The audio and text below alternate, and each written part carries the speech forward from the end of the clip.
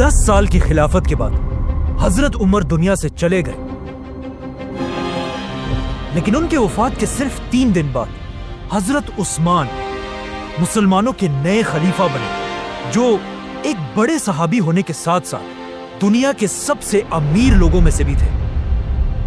جس کے بعد حضرت عثمان 12 سال تک مسلمانوں کے خلیفہ رہے، جس میں انہوں نے مسلمانوں کو ایک قرآن پر یونائٹ کیا، اسلام کی پہلی کرنسی بنائی، مکہ اور مدینہ کی مسجدوں کو ایکسٹینڈ کیا، جو آج تک جاری ہے۔ لیکن خلافت کی سب سے پہلی اور بڑی بغاوت بھی حضرت عثمان کے دور میں ہی ہوئی۔ لیکن اب مسئلہ یہ ہے کہ اس سب کے بعد بھی لوگ باقی 2 خلیفاؤں کے بارے میں تو بہت جانتے ہیں، لیکن حضرت عثمان کے بارے میں لوگ بہت کم جانتے ہیں۔ حالانکہ حضرت عثمان کی سٹوری بہت ہی انسپائرنگ ہے، کیونکہ حضرت عثمان خلیفہ بننے سے بہت سال پہلے مکہ کے کسی عام گھر میں نہیں، بلکہ مکہ کے سب سے رچ خاندان بنو امیہ میں پیدا ہوئے، اور ان کے والد عفان کا مکہ میں کپڑوں کا بہت بڑا بزنس تھا، جو مکہ سے باہر روم اور یمن تک پھیلا ہوا تھا۔ لیکن اچانک ایک دن جب حضرت عثمان کی ایج بہت ہی کم تھی، ان کے والد عفان کسی سفر سے واپس آتے ہوئے فوت ہو گئے۔ فوت ہونے سے پہلے عفان کے 2 ہی بچے تھے، بیٹا عثمان اور بیٹی آمنہ۔ اسلام سے پہلے عرب کا سسٹم یہ تھا کہ باپ کے مرتے ہی سارا کا سارا مال اس کے بیٹے کی طرف جاتا تھا اور بیٹیوں کو کچھ نہیں ملتا تھا۔ اسی لیے آف کورس عفان کا پورا بزنس اور سارا مال بہت ہی کم ایج میں حضرت عثمان کو ملا، جس کی وجہ سے بہت ہی کم ایج میں حضرت عثمان مکہ کے سب سے امیر لوگوں میں سے ایک بنے۔ اسی لیے مکہ کے سارے جوان لڑکے حضرت عثمان کو ایک رول ماڈل کی طرح دیکھتے تھے۔ اتنا زیادہ پیسہ ہونے کے بعد بھی حضرت عثمان نے مکہ کے باقی شہزادوں کی طرح ایک عیاشی کی زندگی گزارنے کی بجائے اپنے خاندان کے بزنس پر فوکس کیا اور اسے ایک انٹرنیشنل بزنس بنایا۔ اپنے اسی بزنس کی وجہ سے حضرت عثمان مکہ میں اتنے فیمس ہوئے کہ مکہ کی مائیں اپنے بچوں سے کہا کرتی تھی کہ میں تم سے اتنی محبت کرتی ہوں جتنی قریش عثمان سے کرتے ہیں۔ اب جب حضرت عثمان مکہ میں اپنے کپڑوں کا بزنس کر رہے تھے، وہاں ایٹ دا سیم ٹائم ایک دوسرے آدمی کا بزنس بھی بہت تیزی سے آگے بڑھ رہا تھا، حضرت ابو بکر رضی اللہ تعالیٰ عنہ۔ اور یہی سے ان 2 گریٹ صحابہ کی دوستی شروع ہوئی۔ ناؤ جب حضرت عثمان کا بزنس مکہ میں اپنی پیک پر تھا، ایگزیکٹ اسی ٹائم مکہ کے ایک غار میں رسول اللہ صلی اللہ علیہ وسلم پر پہلی وحی نازل ہوئی۔ آپ صلی اللہ علیہ وسلم کے گھر والوں کے بعد سب سے پہلے اسلام ابو بکر رضی اللہ تعالیٰ عنہ نے قبول کیا، اور اسلام قبول کرتے وہ سیدھا اپنے دوست عثمان رضی اللہ تعالیٰ عنہ کے پاس گئے اور انہیں بھی اسلام کی طرف لے کر آئے۔ حضرت عثمان، جنہیں مکہ کے جوان اپنا رول ماڈل سمجھتے تھے، ان کا اسلام قبول کرنا پورے مکہ اور اسپیشلی ان کے خاندان بنو امیہ کے لیے ایک بہت بڑا دھچکا تھا، کیونکہ حضرت عثمان کے بعد سب کو اس بات کا پتا تھا کہ اب مسلمانوں کو پیسوں کی زیادہ کمی نہیں ہوگی، کیونکہ حضرت عثمان بنو امیہ کے پہلے اور اکیلے شخص تھے جنہوں نے اپنے خاندان کے خلاف جا کر اسلام قبول کیا تھا۔ جب آپ صلی اللہ علیہ وسلم مکہ میں لوگوں کو اسلام کی طرف بلانے لگے تو پہلے لوگوں کا خیال تھا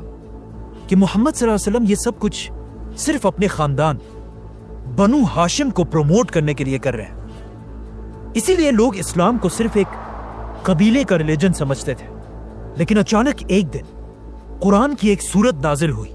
سورہ مسد، جس میں اللہ نے مکہ کے سارے لوگوں کو چھوڑ کر آپ صلی اللہ علیہ وسلم کے چچا ابو لہب اور اس کی بیوی کے لیے بہت ہی سخت الفاظ یوز کیے، تاکہ ان آیتوں کی وجہ سے سب کو پتہ چل جائے کہ اسلام کسی خاندان کے لیے نہیں بلکہ پوری دنیا کے لیے ہے۔ لیکن اب مسئلہ یہ تھا، جس چچا کے بارے میں قرآن کی یہ آیات نازل ہوئی تھی اسی کے 2 بیٹوں کے ساتھ آپ صلی اللہ علیہ وسلم کی 2 بیٹیوں کا نکاح ہو چکا تھا۔ تو اب جب ان آیات کا آپ صلی اللہ علیہ وسلم کے چاچا ابو لہب اور اس کی بیوی کو پتا چلا تو انہیں بہت غصہ آیا، اور انہوں نے آپ صلی اللہ علیہ وسلم سے بدلہ لینے کے لیے اپنے بیٹوں کو حکم دیا کہ وہ آپ صلی اللہ علیہ وسلم کی بیٹیوں کو طلاق دے دیں۔ اب جب حضرت عثمان رضی اللہ تعالیٰ عنہ نے یہ دیکھا کہ صرف آپ صلی اللہ علیہ وسلم کو کمزور کرنے کے لیے ان کی بیٹیوں کو طلاق دیا گیا، تو وہ سیدھا آپ صلی اللہ علیہ وسلم کے پاس پہنچے اور ان سے ان کی بیٹی رقیہ کا ہاتھ مانگا۔ اس طرح حضرت عثمان رضی اللہ تعالیٰ عنہ آپ صلی اللہ علیہ وسلم کے بہت ہی قریب ہو گئے۔ یہ دیکھ کر ان کا خاندان بنو امیہ آخر اور برداشت نہیں کر سکا، کیونکہ یہ بنو امیہ کے لیے ایک بہت بڑی بے عزتی تھی۔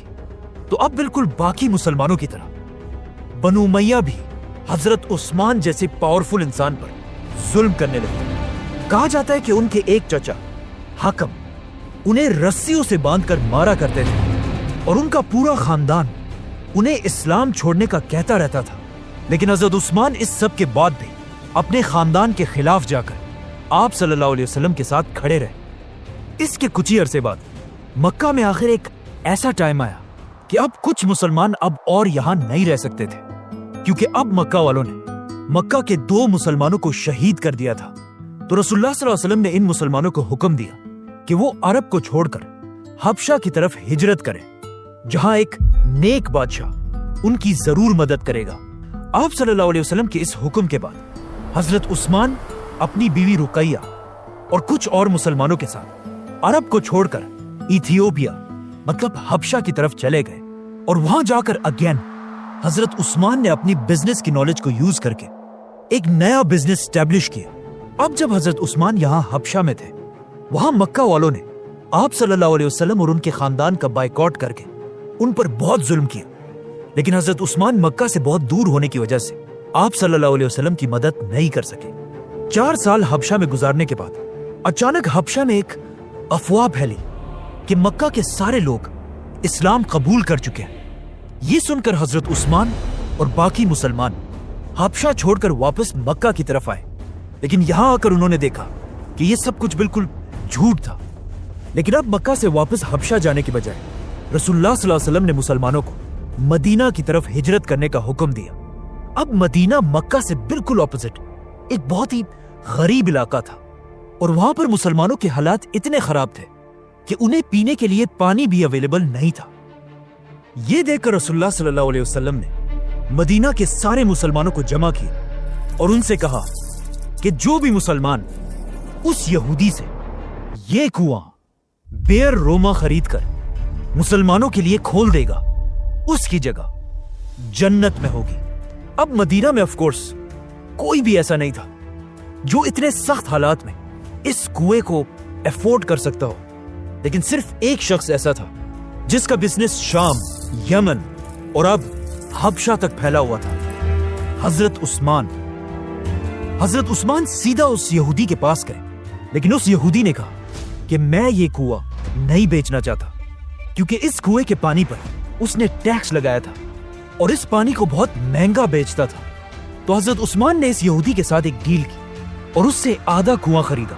مطلب ایک دن یہ کنواں حضرت عثمان کا ہوگا اور ایک دن یہودی کا۔ اس یہودی نے یہ آفر خوشی سے ایکسپٹ کر لی، لیکن کچھ دنوں بعد اسے پتا چل گیا کہ یہ اس نے بہت بڑی غلطی کی ہے، کیونکہ جس دن یہ کنواں حضرت عثمان کے پاس ہوتا تھا اس دن مدینہ کے سارے لوگ آ کر اس کنویں سے پانی بھر کر لے جاتے تھے، اور اگلے دن یہودی کے پاس کوئی بھی پانی لینے کے لیے نہیں آتا تھا۔ مطلب اس کنویں سے یہودی کی کمائی بالکل ختم ہو چکی تھی۔ تو اس یہودی نے حضرت عثمان کے پاس آ کر مجبوراً انہیں سارا کنواں بیچ دیا، اور اس طرح حضرت عثمان نے 20,000 درہم میں یہ کنواں خرید کر مسلمانوں کے لیے ڈونیٹ کر دیا۔ یہ حضرت عثمان کی اتنی بڑی ڈونیشن تھی کہ اسے آج تک پوری دنیا یاد کرتی ہے، کیونکہ یہ کنواں اور اس کے پاس زمین آج تک حضرت عثمان کے نام پر سعودی عرب میں رجسٹرڈ ہے، اور اس کنویں اور اس کے آس پاس زمین سے جتنی انکم آتی ہے اس سے حضرت عثمان کے نام پر ہی مدینہ میں ایک بہت بڑا ہوٹل بنایا گیا ہے. یہ ہوٹل ہر سال حضرت عثمان کے نام پر 50 ملین ریال کماتا ہے. 5 کروڑ ریال, جو آلموسٹ 400 کروڑ روپے بنتے ہیں, جسے پورا کا پورا غریبوں میں تقسیم کر دیا جاتا ہے. مطلب حضرت عثمان واحد صحابی ہے جن کے نام سے آج تک اللہ کی راہ میں کروڑوں دیے جاتے ہیں. یہ کنواں خریدنے کے کچھ ہی عرصے بعد اسلام کی پہلی جنگ کا ٹائم آیا, جنگ بدر, جس میں رسول اللہ صلی اللہ علیہ وسلم مدینہ سے 313 مسلمانوں کی فوج لے کر بدر کی طرف روانہ ہوئی. لیکن مسئلہ یہ تھا کہ حضرت عثمان مسلمانوں کی اس فوج میں نہیں تھے, کیونکہ ان کی بیوی اور آپ صلی اللہ علیہ وسلم کی بیٹی رقیہ کی طبیعت بہت خراب تھی. اسی لیے آپ صلی اللہ علیہ وسلم نے حضرت عثمان کو مدینہ میں رہنے کا حکم دیا. لیکن اب جب آپ صلی اللہ علیہ وسلم اور مسلمان جنگ بدر لڑنے میں بزی تھے, وہاں ان کی بیٹی رقیہ کی طبیعت بہت خراب ہوئی اور وہ اس دنیا سے چلی گئی. جب رسول اللہ صلی اللہ علیہ وسلم جنگ بدر جیت کر واپس مدینہ پہنچے تو مسلمان بہت خوش تھے اور جنگ جیتنے کا جشن منا رہے تھے. لیکن اسی وقت آپ صلی اللہ علیہ وسلم کو ان کی بیٹی رقیہ کی موت کی خبر دی گئی, جس پر آپ صلی اللہ علیہ وسلم کو اس جیت کے دن بھی بہت دکھ ہوا. رقیہ رضی اللہ تعالی عنہا کی موت کے بعد مدینہ کے لوگوں نے دیکھا کہ حضرت عثمان بہت ہی دکھی اور پریشان رہنے لگے, اور جب ان سے پوچھا گیا تو انہوں نے بتایا کہ رقیہ کی موت کا دکھ تو مجھے ہے ہی, لیکن مجھے اس بات کا بھی غم ہے کہ ان کے جانے کے بعد میرا رشتہ رسول اللہ صلی اللہ علیہ وسلم کے ساتھ ٹوٹ چکا ہے. یہ سن کر آپ صلی اللہ علیہ وسلم نے اپنی دوسری بیٹی ام کلثوم کی شادی بھی حضرت عثمان سے کرائی, جس کے بعد حضرت عثمان کا نام ذوالنورین پڑا, مطلب 2 نوروں والا. بدر کی جنگ ایسا ایک ہی ایونٹ تھا جس میں حضرت عثمان مسلمانوں کے ساتھ شامل نہیں تھے, کیونکہ بدر کے بعد حضرت عثمان اسلام کی ہر بڑی جنگ, احد اور خندق جیسی بڑی جنگوں میں شامل تھے. اور اس کے بعد آیا حضرت عثمان کی زندگی کا سب سے امپورٹنٹ ایونٹ کہ جب خندق کی جنگ کے بعد مسلمان مدینہ سے عمرہ کرنے کے لیے مکہ کی طرف روانہ ہوئے. جیسے ہی مسلمان مکہ کے قریب پہنچے, رسول اللہ صلی اللہ علیہ وسلم نے حضرت عمر کو حکم دیا کہ جاؤ اور مکہ کے لیڈر ابو سفیان سے بات کرو کہ ہم کسی جنگ کے لیے نہیں بلکہ صرف اور صرف عمرہ کرنے کے لیے آئے ہیں. یہ سن کر حضرت عمر نے آپ صلی اللہ علیہ وسلم سے کہا کہ میرا خاندان مکہ میں اتنا سٹرونگ نہیں ہے کہ وہ میری حفاظت کر سکے, آپ میری جگہ عثمان رضی اللہ تعالیٰ عنہ کو بھیجے, کیونکہ ان کا خاندان بنو امیہ ہے جن سے اس وقت مکہ میں کوئی بھی طاقتور نہیں ہے. آپ صلی اللہ علیہ وسلم کو بھی یہ بات پسند آئی اور انہوں نے حضرت عمر کو چھوڑ کر اس اتنی امپورٹنٹ ڈیل کے لیے حضرت عثمان کو بھیجا. اب جب حضرت عثمان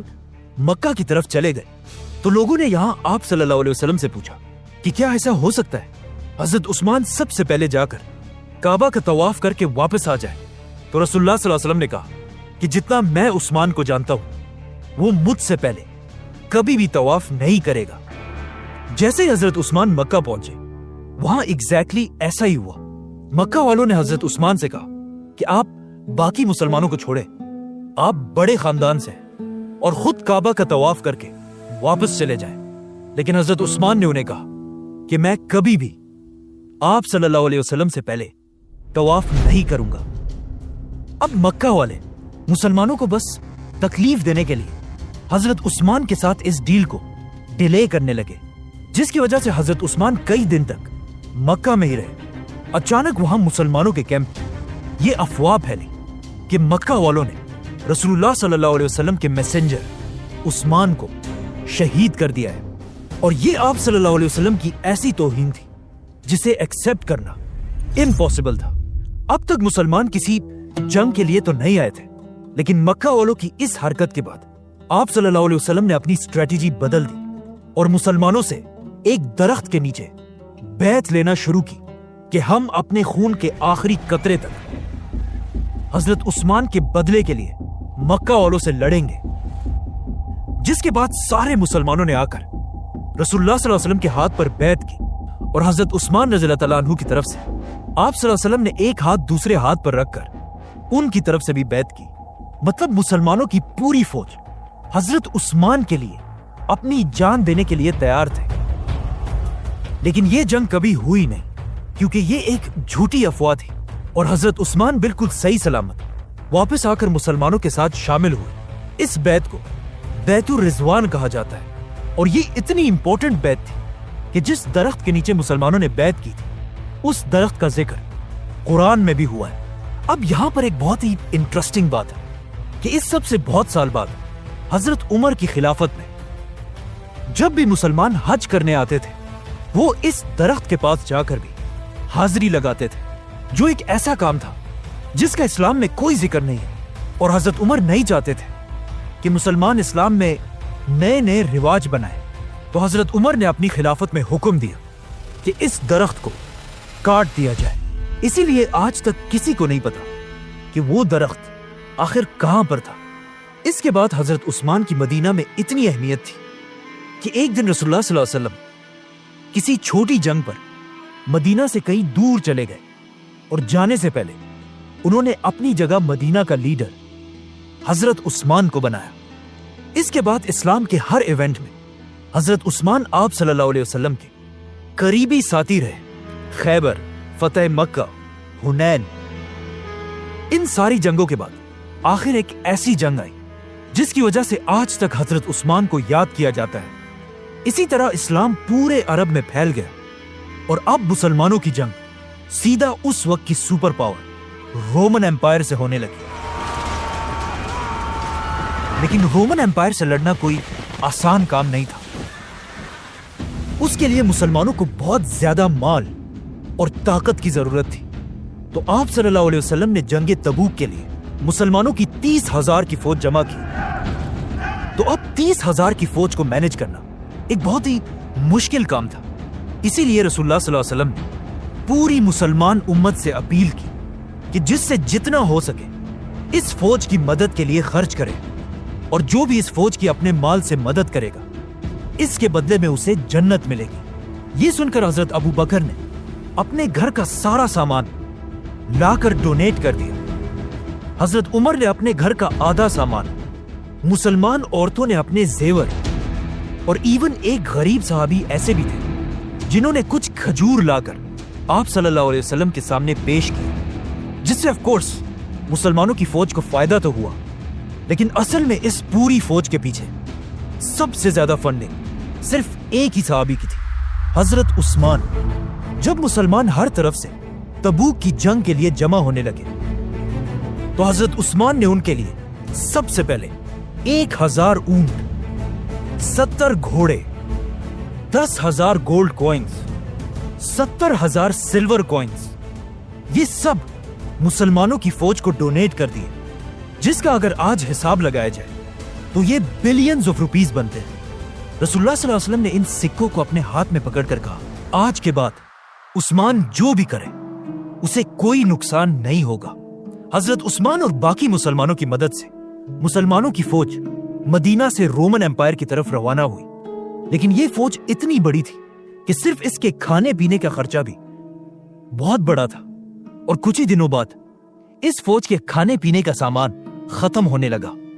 اور لوگ رسول اللہ صلی اللہ علیہ وسلم کی طرف مدد کے لیے دیکھنے لگے۔ یہ دیکھ کر حضرت عثمان فل سپیڈ گئے اور ایک بار پھر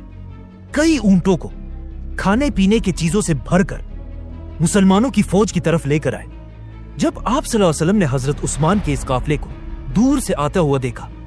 تو وہ بہت خوش ہوئے اور انہوں نے لوگوں سے کہا کہ وہ دیکھو، تمہاری مدد کے لیے سرخ اونٹ سامان لا رہے ہیں۔ اور جیسے یہ قافلہ پہنچا، آپ صلی اللہ علیہ وسلم نے اللہ سے دعا کی کہ یا اللہ، میں عثمان سے خوش ہوں اور آپ بھی عثمان سے راضی ہوں۔ اب مسئلہ یہ تھا کہ جیسے ہی مسلمان تبوک کی جنگ کے لیے پہنچے، رومن ایمپائر کی فوج پہلے ہی وہاں سے بھاگ چکی تھی، مطلب کوئی جنگ ہوئی نہیں۔ تو اب چاہیے تو یہ تھا کہ حضرت عثمان اپنا سارا ڈونیٹ کیا ہوا مال مسلمانوں کی فوج سے واپس لے لیتے، لیکن انہوں نے ایسا نہیں کیا۔ اور جنگ نہ ہونے کے باوجود بھی اپنا یہ سارا مال مدینہ کی ریاست کو ڈونیٹ کر دیا۔ اس طرح آپ صلی اللہ علیہ وسلم اپنے آخری دن تک حضرت عثمان سے خوش رہے۔ اسی لیے ان کی وفات کے بعد اسلام کے پہلے خلیفہ ابو بکر رضی اللہ تعالیٰ عنہ نے حضرت عثمان کو اپنا بڑا منسٹر بنایا، اور حضرت عثمان اسی طرح اپنے بزنسز کی طاقت سے مسلمانوں کی اس خلافت کو سپورٹ کرتے رہے، جس کے بعد حضرت عمر کی خلافت میں بھی حضرت عثمان ان کے سب سے بڑے منسٹرز میں سے رہے۔ لیکن جیسے ہی حضرت عمر کی شہادت کے بعد حضرت عثمان مسلمانوں کے خلیفہ بنے، رومن اور پرشین امپائر کے بادشاہوں کو سمجھ آ گئی کہ یہی ٹائم ہے مسلمانوں کی اس خلافت کو ختم کرنے کا، اور انہوں نے مسلمانوں کی اس خلافت پر ہر طرف سے حملہ کر دیا۔ تو اب حضرت عثمان نے یہ پروف کرنا تھا کہ وہ حضرت عمر کی اس اتنی بڑی خلافت کو ڈیفینڈ کر سکتے ہیں یا نہیں۔ سبسکرائب